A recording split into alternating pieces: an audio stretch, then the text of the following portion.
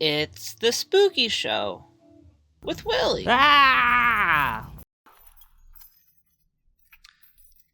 Because I'm the ghost this time. Greetings, ghouls, and welcome to the Void of Unimaginable Horror for episode 10 of the Spooky Show. Hooray! I don't know why I did that. That's going to be a huge bitch to clean up later. Anywho, can you believe it's already been 10 episodes? To celebrate this milestone, I knew I had to do something special, and that's why I decided to tackle the holy grail of all spooky topics. You know them, you fear them, you complain about how loud the ones in my videos are. Today, we're doing ghosts. With a topic this big, I knew I couldn't half-ass it like I normally do, so I did a lot of research, and in doing so, I realized that it wasn't all that great of a topic after all. Don't get me wrong, there are a lot of really interesting topics related to ghosts. I mean, like hauntings or seances or the 1998 straight-to-DVD movie Casper Meets Wendy starring Hilary Duff, and believe me, all of those will be getting their own episodes down the line. That said, an episode on just straight-up ghosts is way too broad a topic, and there's really not that much interesting there. I mean, they're basically just dead people. Still, I'm no quitter. I mean, hell, I'm 10 episodes deep into hosting a YouTube series, despite the fact that I have a grasp on the English language that's pansexual at best. I was determined to make this episode work, so I racked my brain trying to come up with a way to do it properly, and that's when I came up with an idea that was, it was a little bit pansexual. Instead of doing research this week, I've decided to tell you guys the ghost stories that I've experienced in my own personal life. Not only will this let me do an episode on ghosts, but it will also give you guys the opportunity to get to know me a little bit better, which I think is a good thing since after 10 episodes, the only thing you really know about me is that I'm exceedingly handsome. So rather than pansexual on, I'm just going to jump right into it. Without any further ado, here are Willie's ghost stories. I believe that I've had 2 run-ins with ghosts over the course of my young life. I'm going to tell you guys about both of them. I'll start with the shorter one, which happened when I was a junior in college. One Saturday night, I decided to take a break from all the partying and sex I would have otherwise been enjoying and was instead sitting alone in my dorm room watching old clips of Digimon on my laptop. I was midway through the Dark Masters saga when I heard a strange buzzing noise coming from my bookshelf. I got up to investigate, and I saw that my electric toothbrush had somehow turned itself on, which was a little bit weird to me. I got up to turn it off, and then I went back on with my awesome night. I pressed play on my anime and went about my life until the buzzing started up again. I got up annoyed that my show kept getting interrupted by the sound of my toothbrush and went to turn it off again. And just as I was beginning to contemplate whether the cavities were worth throwing out my dentist-prescribed toothbrush, I noticed something deeply eerie. It wasn't my toothbrush that was vibrating. It was my electric razor!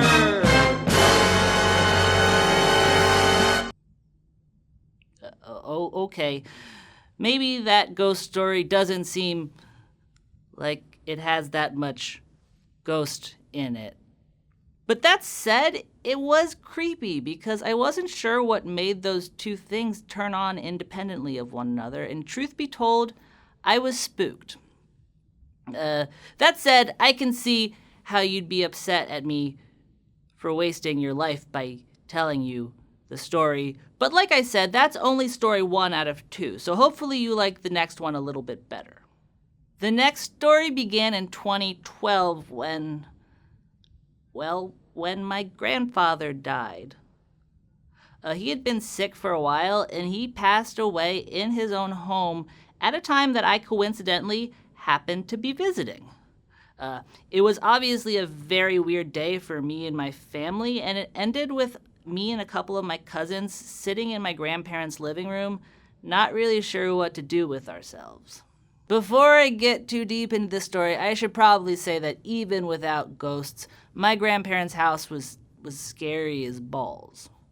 It was this big old place that creaked like hell and didn't have the greatest lighting in the world. And what's worse was the decorations in the room that I was in, which were deeply terrifying. My grandmother was a badass bitch who, despite the fact that she raised, no joke, 11 children, she still managed to go to law school and become a judge. She was also unfathomably Catholic and would probably guilt me with the force of 1,000 knives if she heard me say the words badass or bitch. For these reasons, her living room was decorated with 2 oil paintings. One was her judge's portrait, and the other was of Jesus being crucified. And I'll just tell you right now that you don't know what guilt feels like until you've sat in a dark room sandwiched between an image of God being killed and your grandmother in judge's robes. My grandfather was also pretty accomplished, but I'm sure if you were to ask him, he'd say that his greatest accomplishment was marrying my grandmother. He was also pretty with it until the day he passed, and he never really seemed all that worried about dying. The only thing I think he cared about was what would happen to my grandmother after he was gone, and yes, that is exactly as sweet as it sounds. The other thing you should probably know about my grandfather is that, well, there's really no other way to put it. He was weird as shit. He was a bit of a trickster in ways that I didn't even realize how bizarre they were until I grew up, and it was awesome. One time he bought a priest costume at a yard sale, which he would wear and tell me and my cousins that his name was Father Richter. He wore it so frequently and so sincerely that I genuinely believed that he had a twin in the clergy for longer than I care to admit. Another of his favorite jokes was to tell everyone in my family that we were from the Micmac Indian tribe, to the point that I genuinely filled out my ethnicity as being Native American on more than one standardized test. It wasn't until my brother took one of those genealogy tests that I found out that this was a lie, and I was actually just white as hell. Perhaps his favorite running joke, though, was Francis, the ghost he said lived in his attic. It was a story that he was so committed to that he hung up what I now realize was just a picture of himself in a bedsheet in his kitchen for all of his grandchildren to see every time they entered the house. And you know, did looking at a picture of a ghost and thinking it was real that much growing up affect me in any way? I don't see how it could have. Anywho, my cousins and I are sitting in the guilt-laden living room, not really sure how to process the loss of our strange grandpa. We watched some TV and tried to talk to one another until things started making sense again, but before that could happen, we heard the sound of a bell ring. Using context clues, I got up and answered the front door, but the only problem is when I opened it, there wasn't anyone on the other side. I went and sat back down in the living room, thinking that what had just happened was weird, but not as shook up by it as I was by the death of my grandfather. My cousins and I continued our efforts to try and not cry some more, and before long, the bell rang again, and again, and again. I got up and checked the front door one more time just to be sure, and when there was again nobody there, we decided to go look for the source of the noise. We split up and followed the sound and eventually realized that the ringing was coming from a small bell in the corner of the kitchen. We went back to the living room feeling spooked because I had been going to that house for 19 years at that point, and I had never heard that bell ring once in my life. We decided that if it rang again, we'd leave the house and cope with my grandpa's death in the proper Irish Catholic way by going to a bar and getting sloggered. Thankfully for our wallets, it stopped. The next evening, the rest of my family came to the house to celebrate my grandpa, and I used it as an opportunity to try and get to the bottom of the weirdness that had happened the night before. Nobody seemed to have any clue what I was talking about except for my Aunt Julie, who instantly figured out the source of the noise. She pulled me into a living room and stuck her hand into a bookshelf where there was a hidden button that I had never seen before in my life. She pressed it and the ringing started up again. "Is this the sound you heard?" she asked me, and when I told her that it was, she told me that the only person who ever used that bell was my grandfather.